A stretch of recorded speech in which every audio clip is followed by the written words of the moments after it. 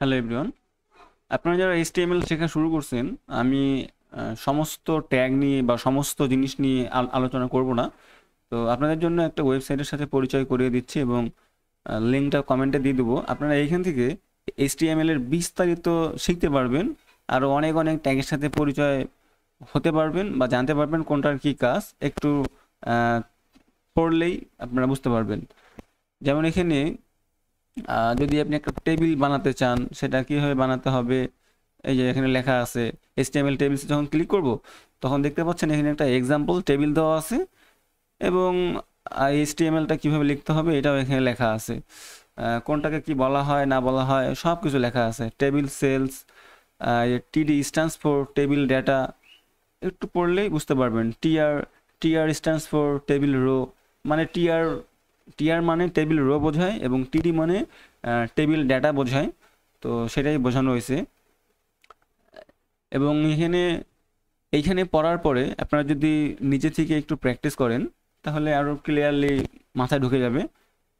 ধরুন আমি এই টেবিলটা আমি এখন নিজে নিজে চেষ্টা করব, মানে এখানে পড়ছি, পড়ে এখন আমি আমার কোড এডিটরে নিজে নিজে চেষ্টা করব।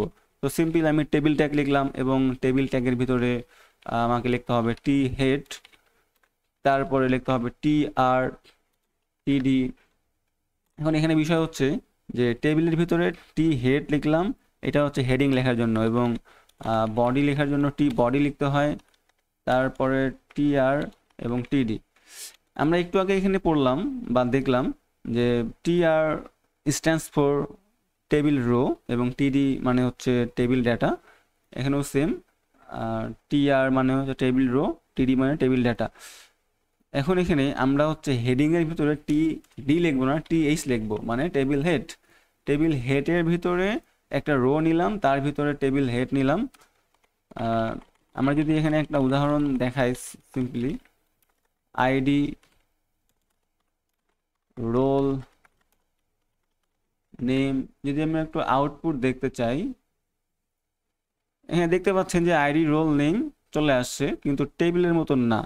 আমরা একটু ডেটাটা লিখি। আইডি নাম্বার দিলাম 1, রোল নাম্বার দিলাম 10 এবং নাম দিচ্ছি বিষ্ণু। যদি একটু রিলোড দেই দেখতে পাচ্ছেন যে তার নিচে আসতেছে এই যে পুরো একটা ব্লক, এই TR, এটা হচ্ছে টেবিল রো।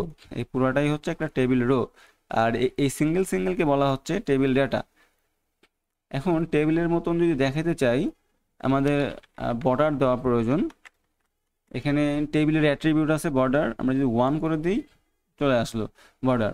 আরও সুন্দর করে যদি স্টাইল করতে চান তাহলে আপনাকে অবশ্যই CSS জানতে হবে এবং CSS দিয়ে আমরা আমাদের ইচ্ছা মতন ডিজাইন করতে পারি। তো এইরকম টিআর ডেটা আরও অসংখ্য থাকতে পারে, মানে টেবিল ডেটা এরকম হবে। আশা করি বিষয়টা বুঝতে পারছেন।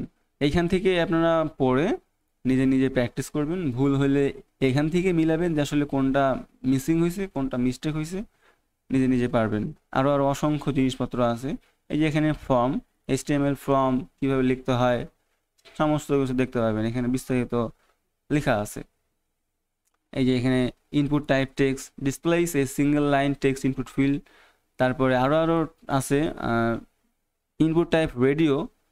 এগুলো হচ্ছে আপনার রেডিও বাটন, ছোট ছোট চেক, মানে দুইটার মধ্যে একটা সিলেক্ট করা যায় এরকম বাটন। এখানে এক্সাম্পল দেওয়া আছে না নাই, আমি দেখাই সিম্পলি এই যেটা এখানে বোঝাইছে।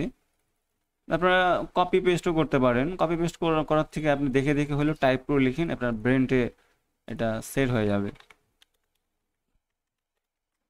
যদি আমি এটা দেই তাহলে দেখতে পাবেন এই যে এরকম এরকম বাটন থাকে, 2-4টা করে বাটন থাকে, যে কোনো একটা সিলেক্ট হবে। তো এখানে দেখতে পাচ্ছেন যে দুইটাই আমি সিলেক্ট করতে পারলাম। এগুলো এগুলো পরে জানলেও হবে, আমি সিম্পলি দেখাই। আহ,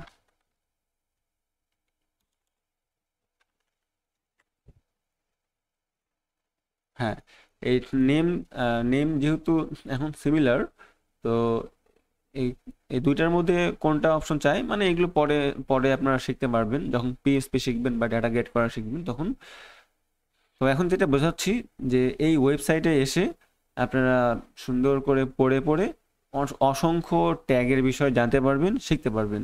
এখানে অডিও ট্যাগ আছে, ভিডিও ট্যাগ আছে। আমরা আমাদের ওয়েবসাইটে চাইলে অডিও ভিডিও সব কিছুই অ্যাড করতে পারি, খুবই সিম্পল। এখানে এই সমস্ত ট্যাগ আছে, কোন ট্যাগের কি কাজ এগুলো আপনারা একটু ঘাটাঘাটি করলেই দেখতে পাবেন।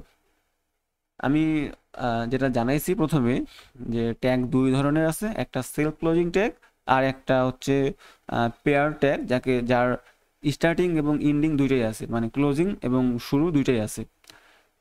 এখানে অসংখ্য ট্যাগ দেখতে পেতে পারেন যেগুলো সেলফ ক্লোজিং, একটু ঘাটাঘাটি করলে বুঝতে পারবেন, আশা করি ক্লিয়ার।